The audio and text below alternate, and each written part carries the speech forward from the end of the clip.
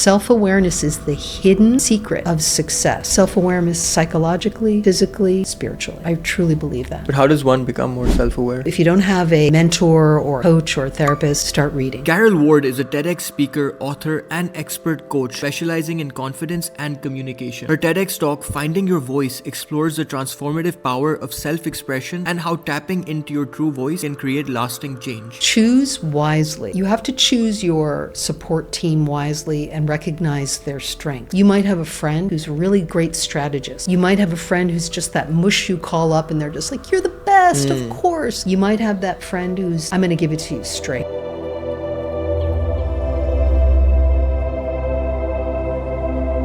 Karol, what path did you choose? The path that I chose was about connection. Even though I didn't really understand that's what I was seeking. But I really believe in connecting to yourself, connecting to other people, connecting to your body. And for me, this is more in the past 5 or 6 years, connecting spiritually. And I really believe that once you have that connection to yourself, the world opens up to you. How did you come to this realization? I think it's because I moved around quite a bit when I was a kid. My dad was in the military, so we were going from army base to army base to army base. And even though I didn't notice it at the time about this desire to connect, I was constantly observing people. How do I fit in? How do people make friends? How do people connect? What keeps people from connecting? And I was 5 or 6 at the time, so I didn't understand the psychology of it. But what I really got was on a surface level, the broad strokes of why people are drawn toward other people and why people are repelled. So when you're 6 years old, you're going to go where it's warm. You're going to go to the nice friend, the welcoming friend. And if someone is mean to you or is bullying to you, you're going to pull back. You're going to contract within yourself. And I think through all of that observing, and it had to do with my self-preservation, how do I make it here? I think that caused me to observe that whole idea of connection.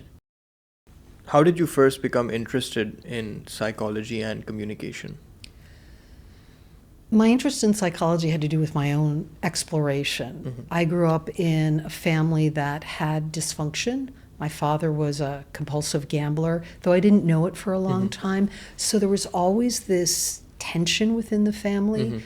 There wasn't a lot of great emotional expression, lots of humor, very playful. We traveled a lot. My mother took my brothers, I have 3 brothers, we went on cultural trips. But in terms of self-expression, express your anger, let yourself cry, not so much allowed. So I found that I was cut off in that way. And one of the ways that it was, again, by mistake really, we had moved for what was to be the last time, like when I was about 15. And I thought, well, I want to make friends, why don't I try out for the school play? Just because I thought, oh, well, that'll be fun. And I got the lead. And I thought, oh, I like this. I like being in front of people. I like the connection to people. So from there, I started down the path of being a performer. A shaky performer. I didn't believe in my own talent, but I kept getting parts, and then I studied theater, and then I made that decision that many people do when they're young. I'm going to New York, and I'm going to make it. And I studied acting, and mainly I did commercials and voiceovers. I was not really into live theater. But I realized over time that it didn't fulfill me. What was happening at the same time that helped me reach that conclusion is I realized there was emotional dysfunction within me. I struggled with connecting to people. I didn't have good self-esteem. So I went into therapy and absolutely loved it. And by sheer chance, I went into somatic therapy, which was body-mind therapy. So working with the body, understanding that the body holds emotion through muscular tension, and that if you release that muscular tension, emotion will usually emerge. And so I became really fascinated by that. And my therapist, and then a training program I did later on, they said, you should become a therapist. And that's when I went, oh, you know, that light bulb that goes off. You're like, yeah, that feels right. So through therapy, you ended up becoming a therapist. Yes. That's an interesting story.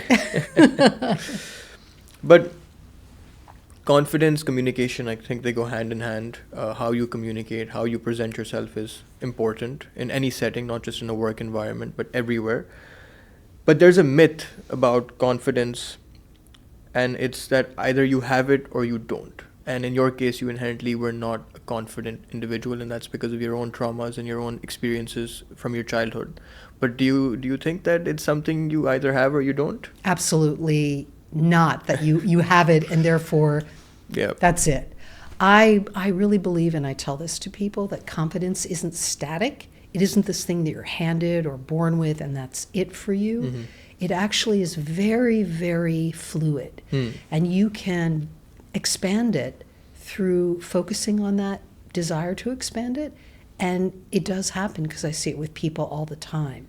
So that myth that, oh, just that person's confident and I'm not, I really believe in breaking that myth because it's not true. And that's not my experience. And one of my greatest joys and the thing that I get the most satisfaction from when I work with people is having them start out the way that I did.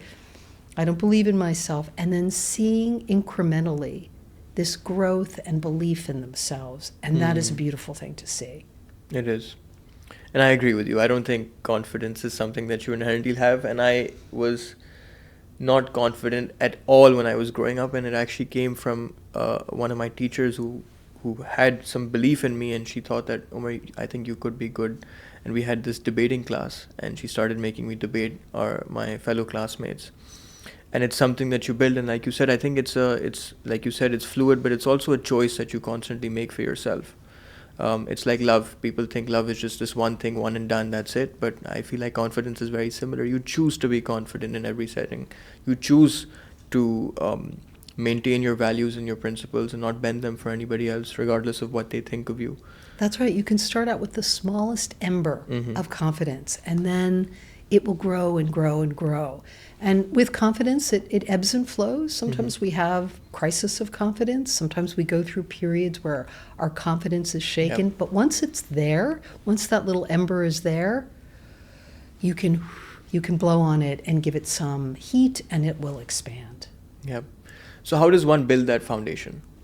Let's say it's a young person. They've just graduated from school, and there are so many things that they're being told to do. And it's all external. It's either go to school, don't go to school, get an associate's. It's just so many different things that they are expected of doing. What do you tell that person? How does that person build confidence? I always start with a fundamental question. How come? Before the how to. How come you're not feeling confident before you take on the how to? Because some people are confident for the reasons that they're afraid. Some people aren't confident because they don't have a cheerleader like you had with your teacher. And some people lack confidence because they just don't know how to do something. So the root of the lack of confidence is important to understand. How come you're not feeling confident? And it reminds me of this therapist that came to see me for coaching. And she walked in and she said, look, I don't need to explore the fear of why my practice isn't growing. I understand the mechanics of it. I just need to know what to do to build it. And I said, okay, let's work on strategy. We didn't need to do a deep dive into what's in the way in terms of psychologically and emotionally. What was in the way was, how do I set up a website? How do I do this? So it's really important for any young person to just take that moment and say, how come I'm not feeling confident? And a great thing to look at to sort of figure that out is, if I have the information, if I've read the self-help books, but I'm still stalled, that usually means there's an emotional stuck, blocked issue there. And it's worth exploring therapeutically with a coach in a 12-step program.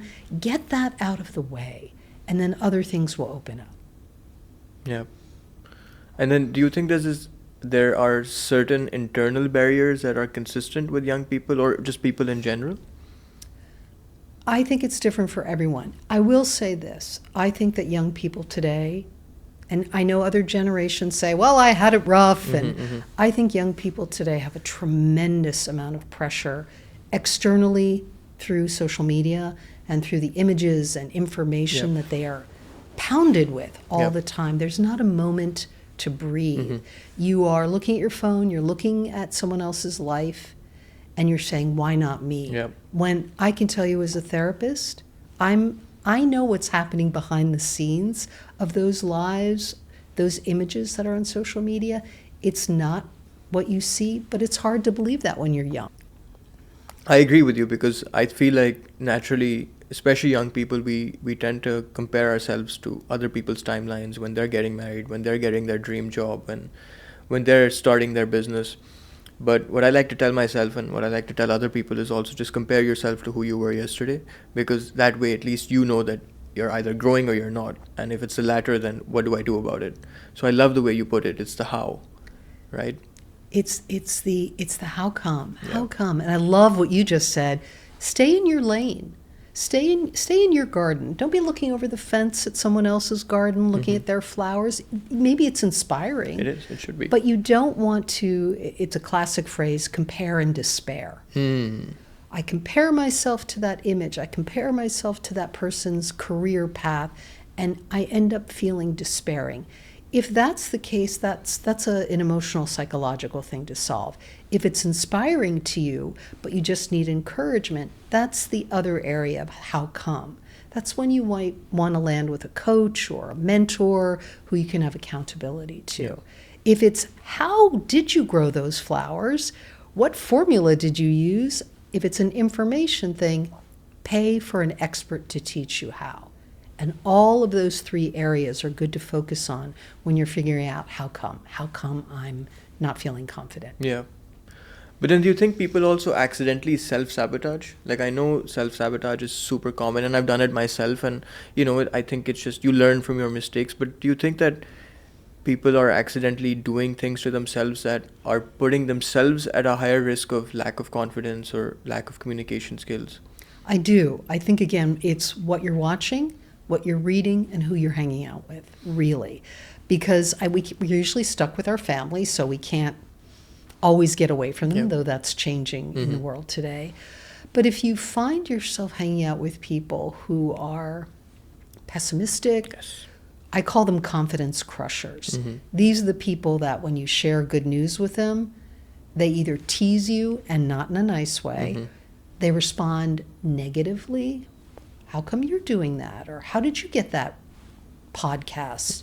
Who gave you that favor? They have an immediate negative response. You don't want to be hanging out with them. It's usually their stuff, their own fears, their own limiting beliefs. So you have to be responsible for choosing the right people to hang out with. You also have to be responsible if you're on social media and your mood just plunges. What are you doing there? Get off. Yeah. Think about, I want to get on. I mean, we all do. It's just part. I want to look at a funny cat video. I want to do this. But if you start to compare yourself to celebrities or influencers who have a very different lifestyle, supposedly, and you are still living at home and trying to change your life, you are going to be crushed in your confidence. So get off social media. And also, what are you taking in on a daily basis? I'm not an angel. I'm on my phone every morning. I look at it just to see what's happening career-wise. But I've made this shift where I've signed up for this good news newsletter. And I read it when it lands in my inbox. And it's stuff like the seal population has repopulated, and here's some photos. Or this man made it out of the desert after being stuck there for 4 days. And I think, that's inspiring to me. If that person could do it, I can do it. Yeah. So balance what you take in and what you immerse yourself in. I love that. I mean, I 100% agree. Having the right people around you makes all the difference. And on that point, there's a lot of talk about energy, and that we have obviously a limited amount of energy every day we wake up, and there are certain things that pull our energy and certain things that give us energy. How does one conserve their energy? So it's sure avoiding those people, but sometimes you can't avoid them. Sometimes they're in your workplace, and sometimes you have to communicate with them. Yes. So if that's the case, yes, people spend lots of time at work, and it's important to be able to survive those situations. I recommend that you then have what I call protected time, that you create protected time for yourself, whether it's I have a lunch break, I'm going out to my car, and I'm going to sit down and I'm going to take time for myself. It doesn't have to be formal meditation. You don't have to do anything that lifts your mind, but just to start to create this protected time. That's also really great for business building, by the way, where you take the time to think about and dream about what you want to do next.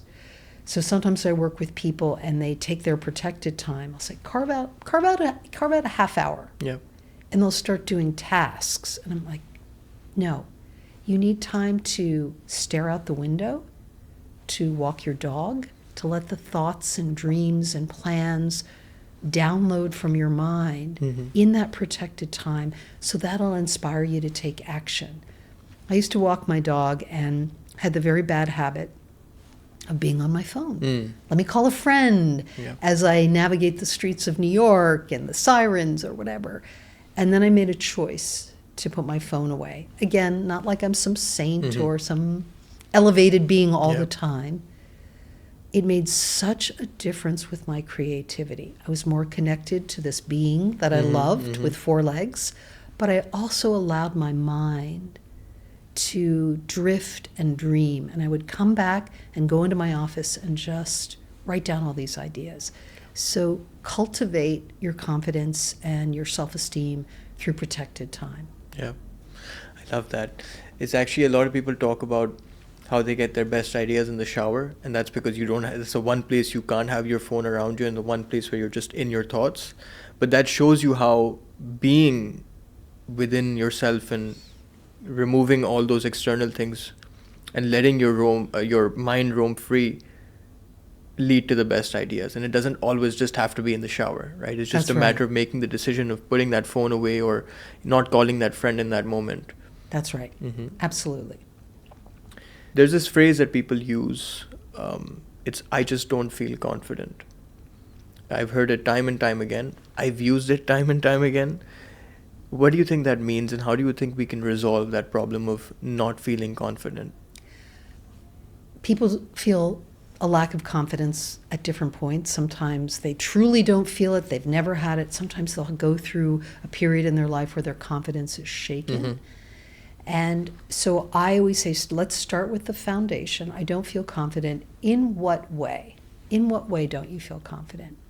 And then to start to refill the well. And one of my favorite exercises for people to do, and it's people struggle with this one, is it's called compliment linking. So if someone says to you, wow, you did a great job on that project. We've all been taught Confidence 101 to say thank you. But that's it. So we thank them, but we don't feel what it was like for us to really accomplish that. So I tell people, I want you to start linking how you feel about achieving that thing. So if someone said to me, wow, you did a great job on that project. Thank you.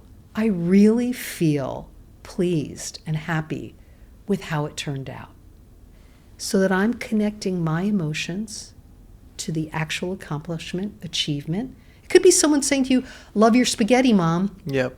Thank you, it's my favorite recipe, and that makes me feel so good. You are constantly filling that well, because listing your accomplishments is certainly a mental exercise to do. I tell people to feel their accomplishments so that they can expand on their confidence. That's what really allows it to sink in.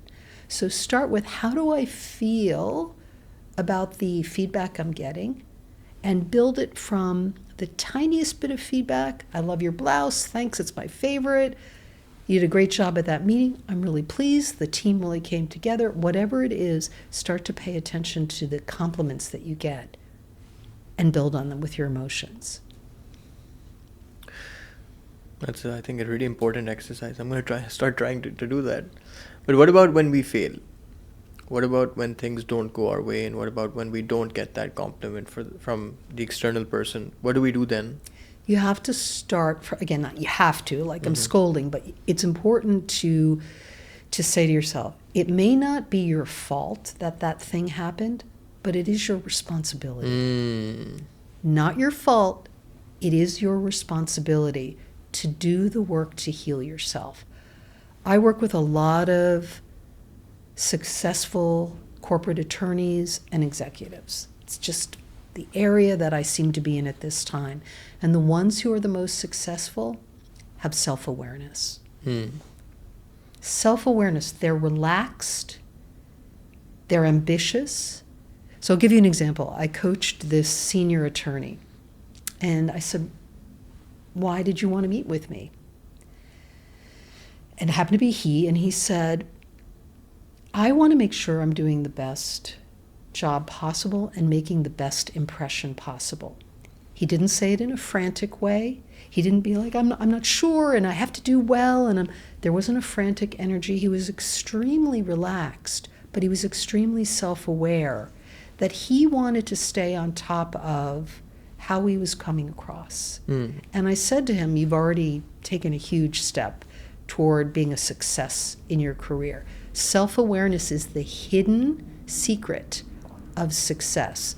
Self-awareness psychologically, physically, spiritually. I truly believe that. But how does one become more self-aware?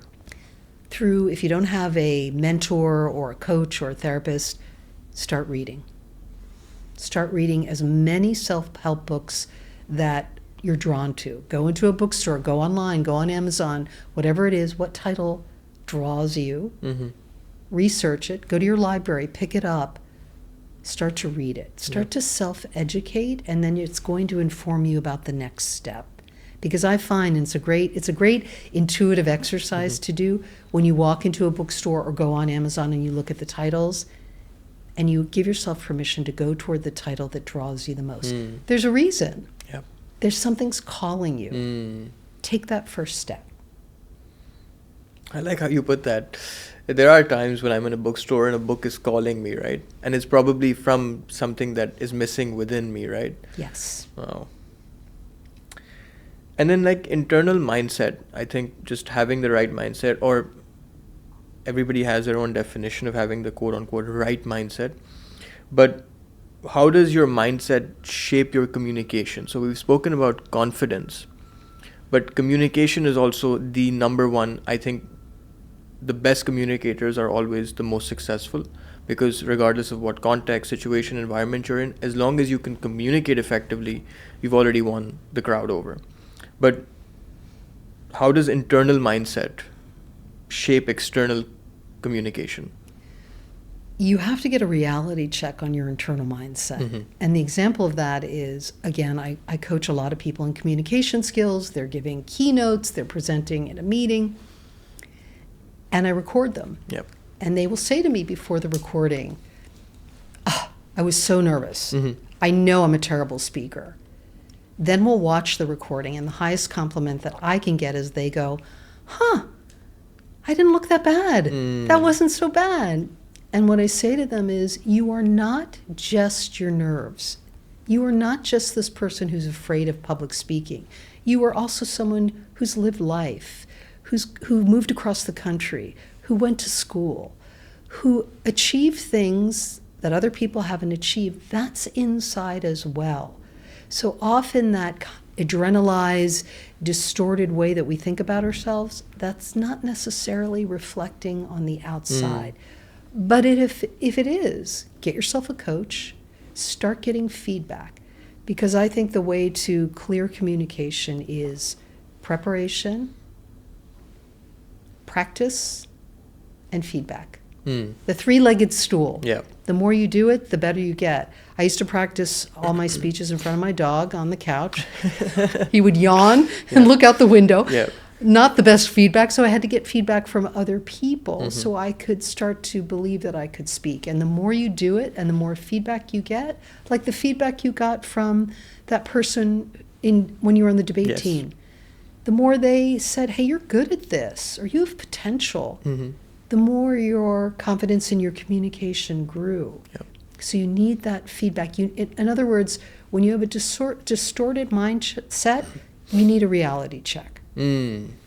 Usually from an outside source, because you can't figure it out inside. It also can't be a friend, right? Because sometimes, depending on who the friend is, they'll give you feedback, but it isn't constructive feedback. That's and right. Also it depends on how open you are to growth. Because there are moments where we do receive feedback, but we take offense to it. How dare you? Yes. Right? Choose wisely. You have to choose your support team wisely and recognize their strengths.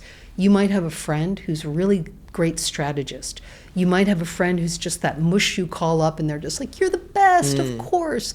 You might have that friend who's, I'm going to give it to you straight. Yeah. So when you're trying to figure something out for yourself, think about, what is it do I need? It goes back to self. How come? How to?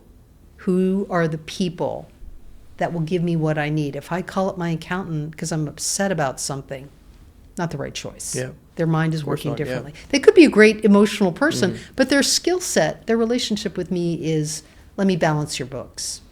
Yeah. I love that. Yeah, I wouldn't call my accountant when I'm feeling down. So, there is a big, and I was actually speaking to one of my other guests who is a speaking coach. He's my speaking coach, actually. And when somebody's a good communicator right off the bat, sometimes, some of us, we have this inherent, like, really strong communication skill. They also come across as cocky or overconfident. And if somebody's building their confidence and their communication skills over time, some of us also end up communicating arrogantly. How do we avoid that arrogance or that overconfidence, and how do we come across as genuine or people who actually care about whatever topic they're talking about? I love this question because you could be a great communicator, and it goes back to what I said at the very beginning, but it doesn't mean you're connecting. It doesn't mean you're connecting to the audience. And I think the difference is, after your speech, if someone comes up to you and goes, you were great, looking at you as a performance, that means that they viewed you as someone who was entertaining or motivational. But if they come up to you and say, what you said really transformed me, and they tend to open up their heart, I'm going through a hard time, and this is what your words meant to me, that means you've connected to the audience. And you don't have to be Ms. Charisma on stage. You could be a quiet speaker, a gentle speaker, and be connected to your audience, whereas the person who went before you could be juggling and making you laugh, but you're watching them as a performance. So as long as you're connecting to the audience, it goes back to Communication 101. What's in it for them? What are you providing your audience? That's the dialogue that you're having. Even if you speak for 20 minutes at length, giving them information, you should feel very connected to them, not just soaking in their energy coming toward you. Because even like when you look at comedians, for them the most important thing is the audience's reaction to their joke. But sometimes they'd have a very good joke and the audience doesn't connect to it. So it's just, there needs to be, like you said, an even transaction where you're trying to understand their energy and what they're receptive to, and they're also going to laugh at what they find funny. It's so true. And this trend with comedians who do a lot of audience work, that is fascinating because they are connected. They have the comedic skill so they can make fun in the moment. Yes. But they are working with an audience and they're connected. They're not just that old school style of comedian where you're on stage and the laughter is the confirmation. Being able to relate and connect and think on your feet with an audience member, that's a really good skill, and that shows connection. Hey guys, thank you for getting to the midpoint of this podcast. Listen, I really appreciate it. I appreciate you for giving us a chance to listen or watch this podcast. I've put a lot of effort into it and I'm so happy to see people enjoying it. The reason why I'm doing this podcast is number one, I love authentic storytelling, but the problem I see is every other podcast or show has the same guest coming over and over again. And I do think that that defeats the purpose of authentic storytelling. So my guarantee to you is I will always bring on people with authentic stories, people who are relatable, and people who have lived these larger than life stories. And number two, I just need feedback from you guys. I need feedback on if I'm doing a good job, feedback on if I'm doing a bad job, feedback through the comments, through Instagram DMs. Anything will help me better my craft. I appreciate you guys for getting to the midpoint of this podcast, and I hope you enjoy the rest of it. Thank you.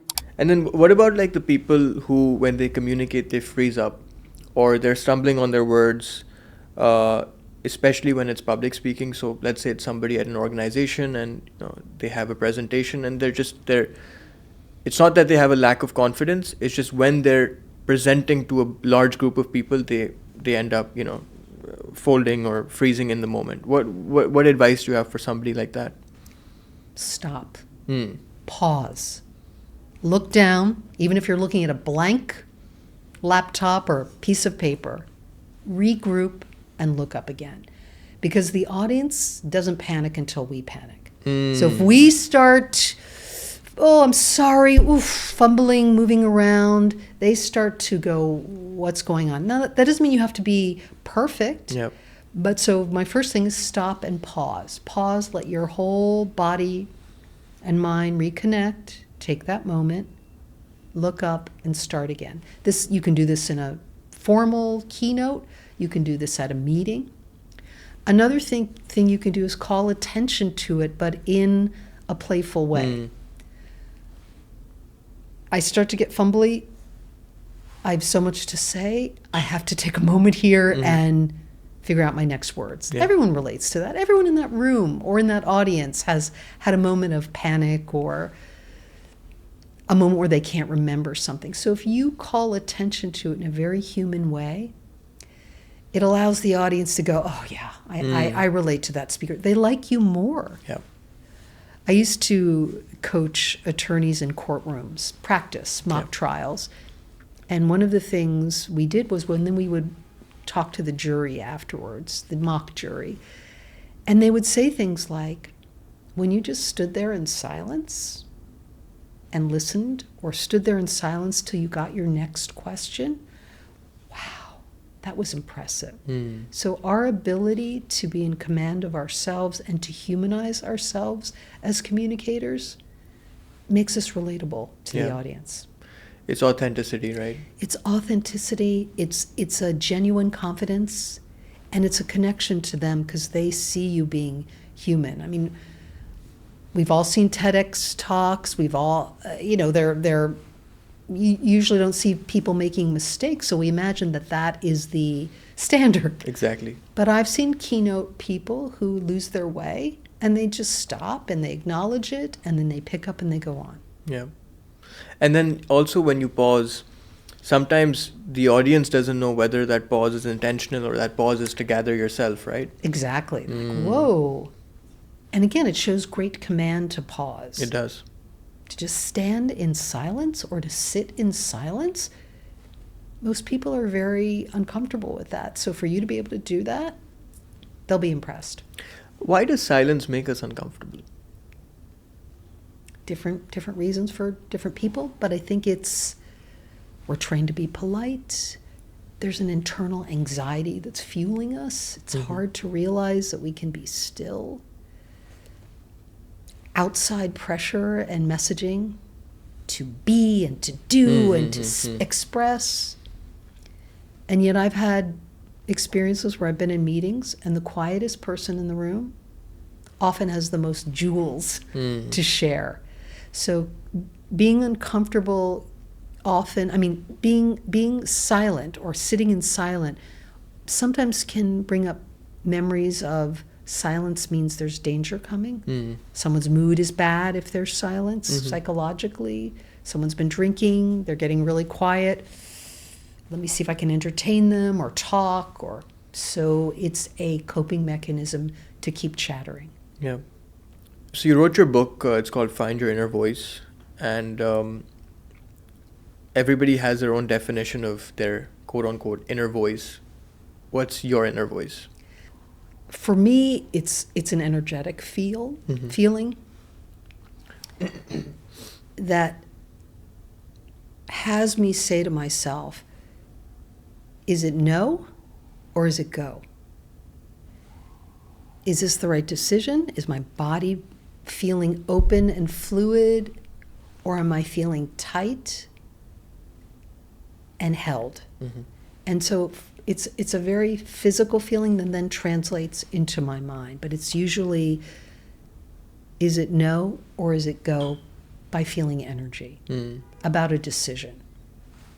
And then how does the average person find their inner voice? In my book, I talk about cultivating it by starting to do exercises on a physical level. And you can do some very simple, fun ones, which is, how do I feel the yes or no in my body? Mm-hmm. So one thing that I tell them is, okay, I want you to imagine your least favorite food. Okay. Cold liver, cold spinach, leftover, Where do you feel the in your body if that was offered to you? Like, no. So I call it good feelings, bad feelings. Once you start to notice where that is, then we switch over to, let's talk about a good feeling. Where do you feel good feelings in your body? Beautiful sunset, that little kitten, that favorite person. When you imagine that experience, that person, that kitten, where do you feel that good, positive feeling? Some people feel it in their chest, some people in their stomach. And you just start to cultivate that on a physical level. So when someone says, hey, I've got this great business deal for you, and your stomach goes, ugh, at least give yourself time to figure out what that feeling means. Is it a real no? Nervousness. I have to just share this with you. I've been watching this Irish police show called Blue Lights. I picked it up somehow. I think it's on BritBox. And it's all about new Irish police people, and they're being trained. And there's a rookie police person with a veteran police person. And the veteran says to the rookie, my best piece of advice to you before you go into any situation is, take a beat. Take a beat. Take a moment. If something in your body is saying, I'm not sure, take a beat and see if you can figure out, give yourself the space to cultivate that inner voice, see what it's telling you. And from there, you can start to really trust your body more and more, your inner voice, because I think it comes from inside and goes to the mind. And then, are there any specific practices? So you've given me one kind of example of how someone can find their inner voice, but what else can someone do? Because we spoke about the, let's say somebody comes up to me and they says, Umer, we want you to invest in our company. And in the moment, I'm like, this is not a good idea. I feel it in my stomach that this is probably not a good idea. But how do I determine whether or not it's a positive or a negative feeling? And then also, what if I've pursued that investment, for example, and it actually turns out being a bad idea? There's this mental message I'm sending to myself that, wow, you were wrong. How do I overcome that? Okay, so when you are first thinking about the decision, so the inside says, I'm not so sure. Yeah. So that next step is to go to those people who's got the strengths to help me figure this out. So first you need the time to sit with the feeling, protected time, then the people. And then if you do go to make that, you made a bad decision. And I don't mean to sound like cavalier, like, oh, so what? That's how we learn. Yes. We don't learn by just making the best decisions all the time. After that bad decision, we can look back and sift through what caused me to make that decision. Sometimes we're reaching for something that we want, but we're not ready for, and that person can take advantage of our vulnerability. Yeah. I want to be a success. This person is offering me an easy path. I want it so badly. I'm not slowing down to say, is this the right thing? So you made the wrong choice. And then again, you sit back with yourself and you go, how come? I always think of, I shared a story in that book where it's all about relationships. And I was working with someone who met this great person, happened to be female, male, and he invited her over and she walked into his apartment and it was like, whoa, cluttered, hoarderish, lots of stuff piled up. And she said, oh, that won't be a problem. Yeah. It became a huge problem. So sometimes our mind dictates too much to the body and says, well, I want this, I want a relationship, I'll do anything to get it. So what if I'm tripping over this person's stuff as I stumble through their apartment? We have to give ourselves the time to cultivate. And I want to say something else about this. We are where we are in life, and sometimes when you're 20, we're trying to take advice of someone who's 50 or 60, and it's unfair. It's so unfair. You're 20. You need to go out and make mistakes, and even in your 30s, or try not to hold yourself to the standard of someone who has had way more experience and think then there's something wrong with me because I'm not like that. I don't have their ease or their savvy. Of course you wouldn't. Yeah. No matter how much raw talent you come into the world with, some of life is through the seasoning of life. And this leads me to your other book, which is Worried Sick. And it's about chronic worry and how and I think increasingly we're even more worried than we were in previous generations because of how the world's become and how we're comparing ourselves constantly to other people, other things, and how we think that our lives, or maybe not all of us, but I feel like a large majority of us are telling ourselves we aren't good enough, or we don't have the right skill set, or we don't have the right education. Like, we're making excuses for the reason why our lives are the way they are. But what's the most surprising thing people misunderstand about worry? That there are different reasons for it. There's chronic worry, which is a defense against joy and hope, meaning perhaps you grew up in a family where life was pretty tough or dire, so you learn to worry as a way to protect yourself. And I always say there's a positive side to worry. That's great. You're the one who's always going to have the snacks on the trip, and you're a great packer. But when it starts to interfere with your life, when you don't allow yourself to take a trip or go anywhere or go after the things that you want because you're worried about what's going to happen to you in the future, and it starts to hem you in, that's chronic worry. Situational worry looks like if there's a snowstorm happening. What do I need to prepare for? I'm a little worried about my car, or do I have enough food in the house? That's good worry. Ooh, I'm worried, did I pay the mortgage? Ooh, I'm worried, is my flight booked? Ooh, I'm a little worried about getting that promotion. What do I need to do to prepare for that? As opposed to, I'll never get it, I'm worried I'll never get it, and I'll never take any actions toward taking care of myself. I'll stay small. So chronic worry and situational worry are two different things. But then also the chronic worry ties into fear as well. So how do we shift from a mindset of fear to a mindset of confidence? Like, is there something we should tell ourselves? Are there certain things that you do for yourself that, help you mitigate the fear and then maximize the healthy worry for yourself?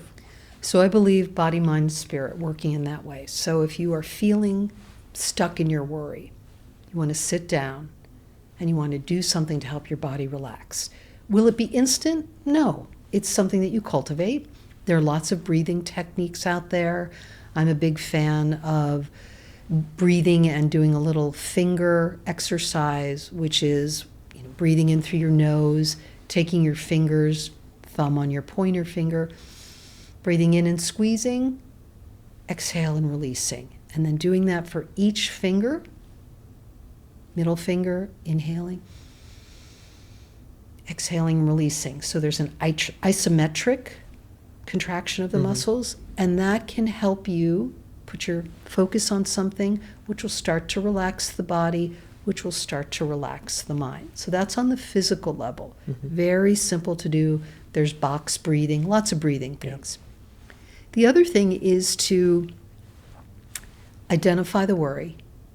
I'm really worried I'll never achieve the career that I really long for.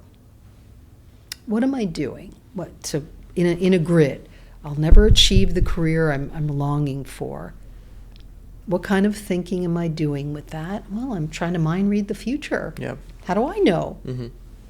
And then the third step is, what would my best friend tell me? What would the nicest person in the world tell me about my worry to give me comfort? So that's one thing that you can do for your mind. What's the worry? How am I approaching it? What would my best friend say to me? Another mind thing that you can do is it true? What kind of feedback have I've been getting lately? Mm-hmm. I work with this woman who worked for a company, a fragrance company, was coaching her, and she was afraid to speak up in meetings, communicate, because she felt everyone else in the room was more accomplished, had done more. Yeah. So instead of going, well, here's how you do it, just do this, do that, I said, I want you to tell me where you're from and how you arrived at this job. And she had quite a journey. And all along the way, while she was telling me, well, I was always interested in fragrances, I started to study, and I was accepted at a school. And I said, was everybody accepted at that school? No. How do you feel about that? Big sigh. I guess I feel pretty good about that. Mm-hmm. Then I got hired by this company. Was everybody hired by this very high-level company? No. How does it feel that you did? Oh, I guess that's a big deal. So we kept feeding, or having her feed her sense of self. And so when you're worried, you have to really break through the rumination. Yeah. And then one last trick. You have to disrupt it. So if you're worrying and you're ruminating, you're obsessing, get up, go wash dishes. Get up, walk your dog. Get up, play a computer game. Disrupt the worry cycle by having to force yourself to put your attention on something else. And that usually stops or gives a pause to that energy. Yeah. There's the whole thing about imposter syndrome as well, right? So like the woman you were working with, and it's just a matter of reminding yourself that this is an exercise I do for myself, but because a lot of the rooms I'm with people who are much older than me, who have much more experience than me. But I like to remind myself that people in most cases don't really know what they're doing. And in most cases, they're probably feeling the same feelings you're feeling. Like if I'm sitting with somebody older, he's also questioning why I'm in that room. And I'm questioning why he's in that room, right? Yes, they're going, this young person is so much more far ahead than I was at that age. How'd they do it? So yes, we have these moments where we're just affected. Yeah. Some days we're like, it doesn't matter, but some days we do feel vulnerable. I always tell people that I coach, one of the things they can say to themselves is, I'm allowed to learn. I'm allowed to learn. Yeah. I'm allowed to learn this thing. And the other thing is, I have a right to be in the room. Mm-hmm. I'm allowed to I have a right to be in the room and offer what I can offer from whatever my level of experience. I work with a range of people from 20 to 60, 70. I love working with 20-year-olds. I learn from them, the energy, that they have something to offer me and to everyone in the room. Enthusiasm, optimism. And then each decade offers another depth of knowledge. So we are where we are, and we have a right to be in the room. Absolutely. And you learn from everybody. I've learned this in my life that young, old, very old, inexperienced, experienced, there is something that you will learn from everybody. It's just this one thing you pick up from people, and it could be for the better or for the worse, but you're still learning. And I think the people who fail, not just in business but in life, the people who don't have fulfilling or content lives are the people who decided that they don't have anything else to learn. That's it. That's it. I've learned everything. Absolutely. And just like what we talked about going into the bookstore or going on Amazon, why am I drawn to that title? Why is that person's knowledge calling me? Why is that person who's 80 passing on that knowledge? Why is that resonating? Why is that person who's 20? Why is that piece of knowledge sinking in? There's a part of me that needs it. Yeah. But it's our egos. I think that's what it is. It's the ego gets in the way of, for me, I've dealt with it myself and the people around me. I see our egos stopping us from doing the things that we know we need to do, but we don't do them because of fear of judgment. It's fear. It's fear of, I run into a block and I'm afraid to go beyond it. I don't know how to get beyond it. There's trauma. Yep. I call it big T trauma, big trauma when you're growing up, or little t trauma. So big T trauma is violent, dysfunctional childhood where you had to really crawl your way out of it. And that takes time to heal. And then there's little t trauma, which is a boss treated you badly, or someone as an adult, your relationship didn't work out. It stings, but it's not the same as that big T trauma, which takes a lot of courage to overcome. But if you can and you put the effort into it, life-changing. Yeah. And then you mentioned that you've worked with professionals, attorneys, all types of individuals with different roles. But how do you coach these people to balance confidence with humility? Because I think that's also key when, if you want to be a good person, some people don't really care about being good people. But for the people who care and the people who want to maintain good character, how do they maintain humility?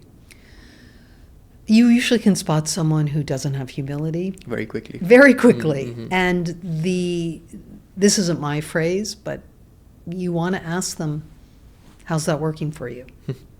I one time coached a very high-level executive, and he said to me, we have to go in to the new client, and we have to be polite, and we have to dress a certain way, and I just don't want to do it.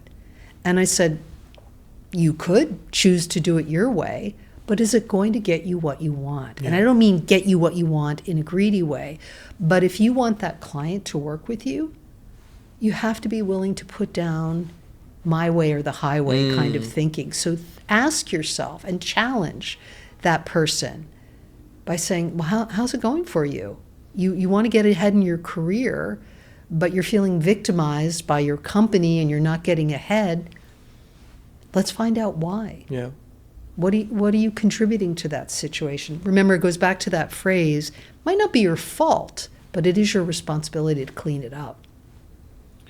And it also connects to our expectations and boundary setting. And do you think that's important when you're communicating workplace, family, friends? Is setting expectations, setting boundaries an important aspect of being a confident and effective communicator? Absolutely. And you don't have to be a perfect boundary setter. It doesn't, someone says, would you do this for me? And you go, no. You don't have to be able to do that perfectly. Again, it goes back to the humanity. You're a human being. And if someone says, can you do that for me? Will you do that for me? You're allowed to say, I have to think about it. I'll get back to you. I'm not sure. I'll get back to you. And then when you give the response, you are allowed to say, this makes me uncomfortable and I'm a little bit nervous about saying no to you, but I have to because my schedule is too packed. Yeah. If you have to reveal your feelings. The other person is going to appreciate that. Now, you can't always do that in a work situation. They may not be interested in how you feel about something, but you can say, my schedule is overwhelmed. I can't take on anything else. How do we figure out this together? How do I help you with my schedule being the way that it is? Yeah. Boundaries are very, very important. And people are very overworked. And sometimes they get hooked into the company culture and get swept away by, we have to work all the time. And they don't realize that they're allowed to have a break, they're allowed to eat dinner, they're allowed to eat lunch. So I tell them to take the smallest action, put your out of office messaging, and take lunch for a half hour. And then notice how it feels. Did the world fall apart? Did someone yell at you? You have to test your own perception of your right to take a boundary. It's not often the outside in, it's inside out. Yeah. So how does one stay grounded? Like you said, a lot of us are overworked. A lot of us are carrying lots of anxiety and stress, and in most cases it's coming from within. It's just assumptions of what people expect of us, but it's just us telling our brains that we're too important. Like I actually, in my own life, when I was running or building my business, there was always this thing where I thought, okay, if I take the week off, all gonna come crashing down. And there was this one week where I said, you know what, I'm gonna do it and let's see what happens. And nothing happened. Nothing happened. On the contrary, they did better without me, because they were now independent and they were making decisions for themselves. But there are times of uncertainty, there are times of transition in everybody's life. So how does one stay grounded in those moments? Slow down to speed up. So taking the time to prepare for the day, to prepare for the meeting, to prepare for the speech. Prepare yourself physically and mentally to step into any situation. I mean, we are in chaotic times these days. So when you walk out your door, walk out with a shield of energy that comes from preparing yourself for the day, so that if someone bumps into you on the street, you're not immediately into an argument. You're walking out into a world where there's a lot of high energy. As Jung said, there's a lot of universal consciousness going on. People are fearful and violent and angry. So you have to connect to yourself first, so that you're not plugging into that energy. And then throughout the day, taking the time to connect to you. I'll tell people that I work with, if you have a meeting at 1 o'clock, you shouldn't be getting up from your desk, if you're at an office, at 5 to 1 and racing down the hall.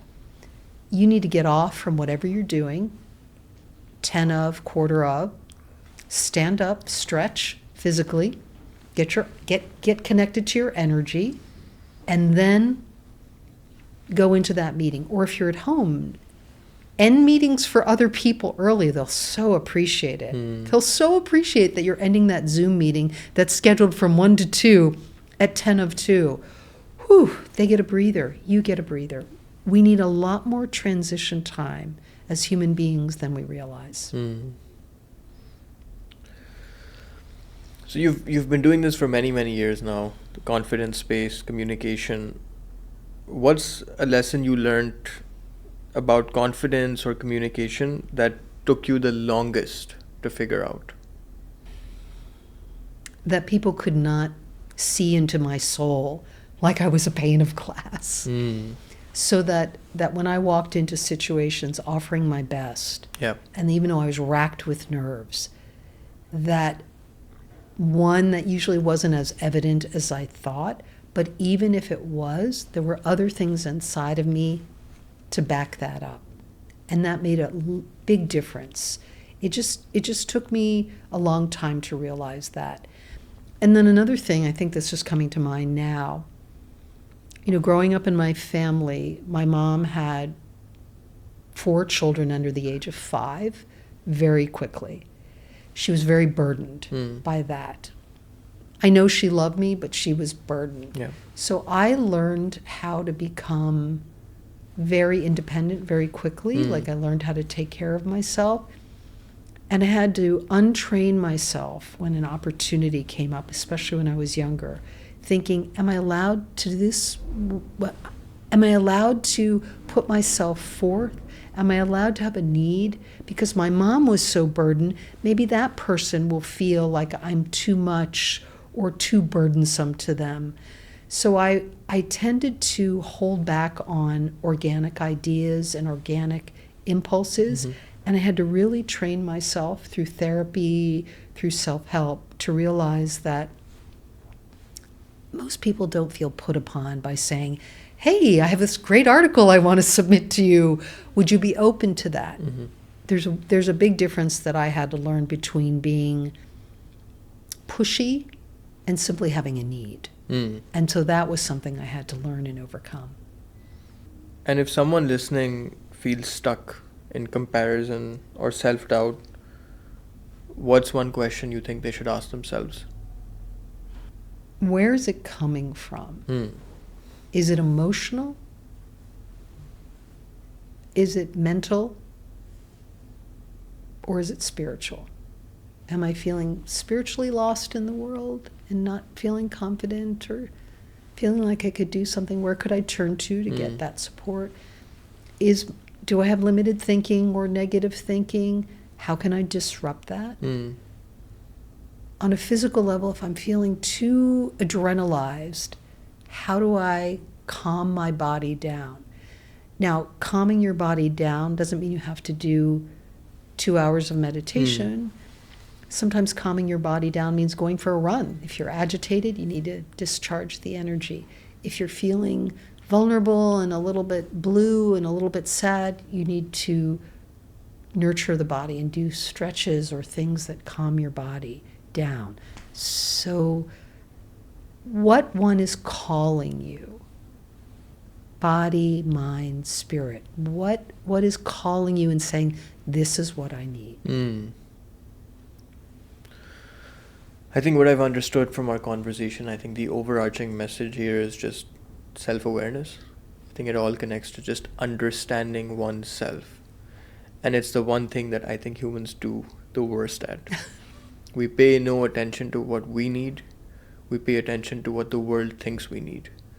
And through that, I think we're living these artificial lives that are driven by either external validation or expectations that other people have set for us. And in my culture, back home in Pakistan, a lot of people are expected of either becoming a doctor, or they're expected of starting a business, or they're expected of going to a specific university or take a specific degree.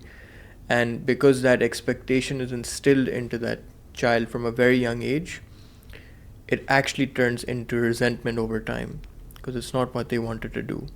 It's what they were expected of doing. So self-awareness, and I actually, through my therapy, through my therapist, what I've learned is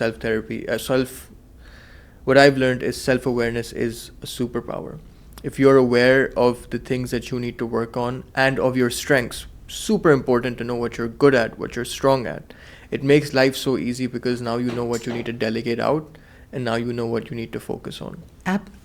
Absolutely. I love that, just the last thing you said. I loved everything that you said, for sure.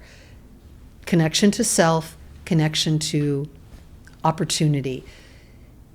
Sometimes we know exactly what we need when we connect to ourselves, and sometimes we are connected enough to ourselves to say, I need someone else's perspective on this. Yeah. So you don't have to be this solo person in life.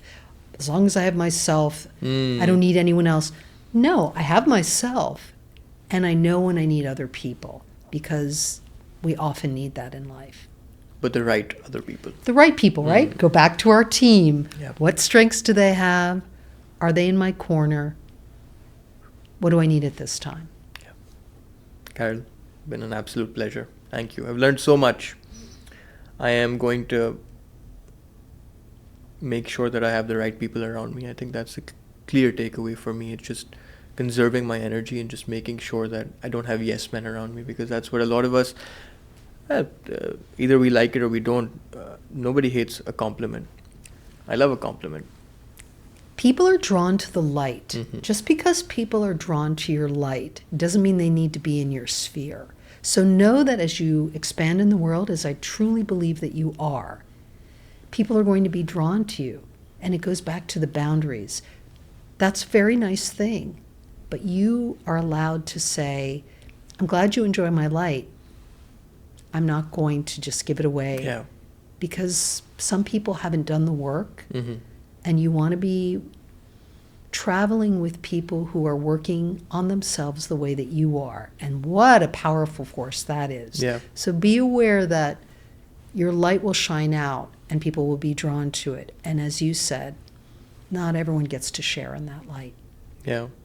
Another example that comes to my mind is if you could get a six-pack overnight, then it would defeat the purpose of having a six-pack, right? So you have to work for the things you want. And then also, if you want the right people around you, you have to ensure that those people have also worked to get to where they're at. I agree. Do the work. Do the work. And people think, oh, it's work though. Yes, it is. But the payoff, oh my gosh. Yes. The payoff to doing the work is a life that you want to create. It's a life that you imagine for yourself. So I'm always like, do the work. The byproduct of the work is all the things that you desire. So the money, the material. But when people put the money and the material at the forefront of what they want to do, they expect the byproduct to be rich and famous and all that. But the byproduct of doing work, being valuable, having an impact is everything your heart desires. Everything your heart desires. I totally agree. Karol, thank you. My pleasure. Life is fluid, that we don't just get one shot to create the life that we want, that there are opportunities coming to us all the time, and that we can learn from those opportunities. One of my favorite movies, it'll be an old one to some people, and other people will be like, oh, I know that movie, is the movie The Natural. And in the movie The Natural, one of the characters, I won't give away everything, has been injured, and he's visited by another character. And the character that's injured says, I wanted to do great things. I want to be remembered. And the person visiting says, there's the life we learn by and the one after that. And that's what I want people to remember. We learn in life, and then we take what we learn, we allow it to transform us, and then we share it with other people, and we incorporate it in how we live. And that's a wonderful way to be in the world.